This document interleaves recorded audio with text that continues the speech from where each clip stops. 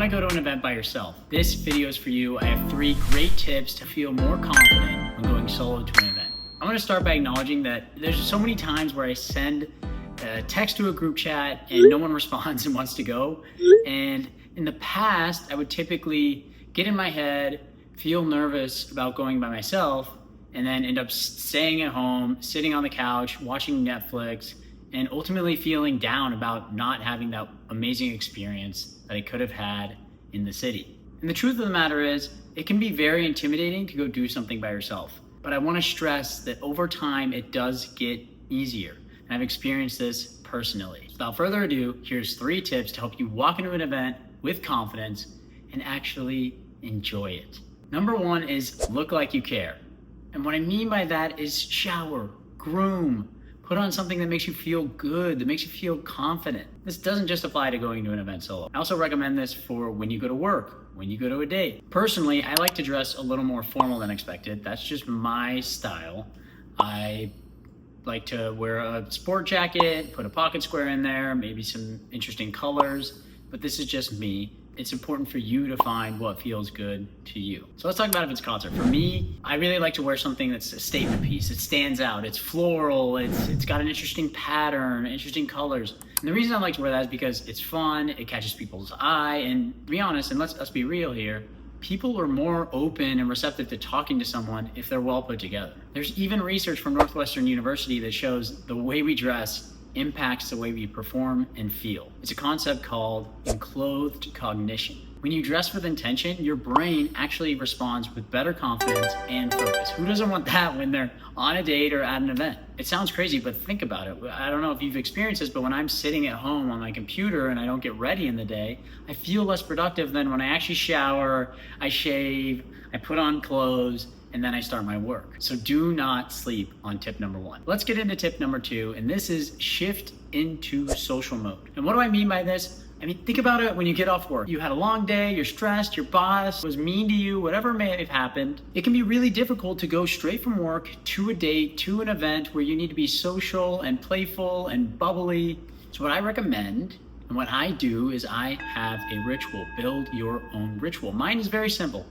If I'm not feeling in a playful mood, I hop on YouTube, I load some funny clips, shout out Subway takes, that's what I've been consuming recently, and just have a laugh. Or I call up a friend who I know will crack me up. And like I said, the purpose of this is simply to transition from serious, stressed work mode into playful, fun, social mode. Why is this important? Think about when you're at events and people are having those conversations where they're laughing and they're just enjoying each other's presence. Those are magnetic. You want to be a part of those conversations. And just a little more background on why this ritual is important for me is there's studies in psychology that showed laughter releases dopamine, and that lowers your cortisol. This will help you shift out of stress mode and into a more open, social mindset. Basically, priming yourself with that humor puts you into a state of mind where you're more fun to be around and more open to connecting. Tip number 3 is be social as early and often. I want to share an example from a recent concert I went to alone. I'm walking towards the venue, I noticed a couple behind me. It was very obvious we're both going to this concert, but I simply played dumb and asked, "Oh, y'all going to Galantis?" And of course they responded, "Yeah, we are." And I was being playful, we're laughing, having a good time, getting to know each other. And naturally we get just split up at security. And I start chatting up this other group. And lo and behold, the couple that I talked to earlier come up and they're like, "Hey, Brandon, what's up?" And the group's like, "Oh, you know Brandon?" After I just told them that I was there alone. And they're like, "Yeah, everyone knows Brandon," jokingly. That couple coming up and saying hi validated to this other group I was trying to talk to that I'm a chill, social guy. So be social. And I want to give a bonus tip. You're at an event and you're not really finding anyone to talk to and you're in your head. Take a breather, take a beat, go to the bathroom, grab a drink, grab a water, whatever it is, and then come back. And feel free to go to another part of the venue. I remember one of the first times I went to a concert by myself, I'm in this same section for 30 minutes or so, and I realized that people around me weren't super open, at least they weren't giving warm, open vibes. And all of a sudden I had this realization that I was alone. And the best thing about being alone at an event is you can go where you want to go when you want to go.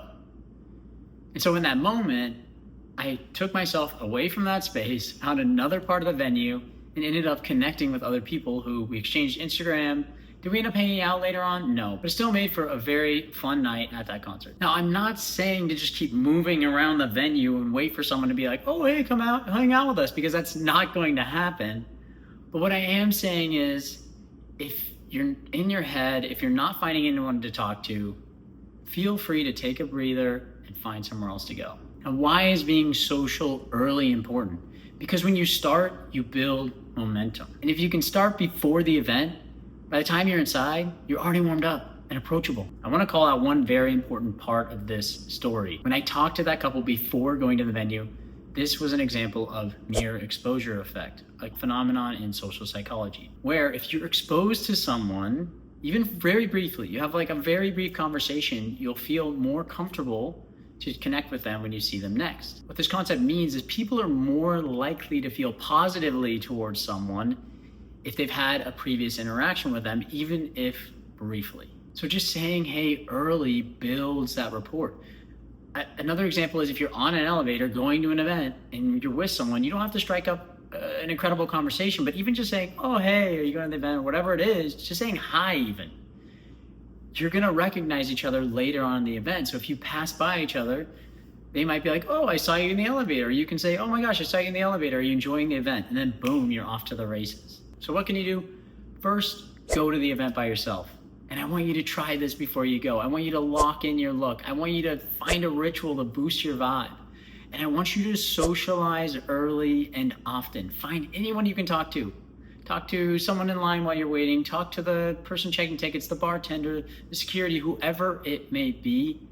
Have a conversation. It doesn't matter if it's extensive or brief. Just say hi. Show up ready. Use these tools. Be patient. Be patient with yourself. Be patient when you're there. And I promise you will find connection and you will start to build confidence. Let me know how the solo event goes in the comments, and like and subscribe for more. That's what the people say.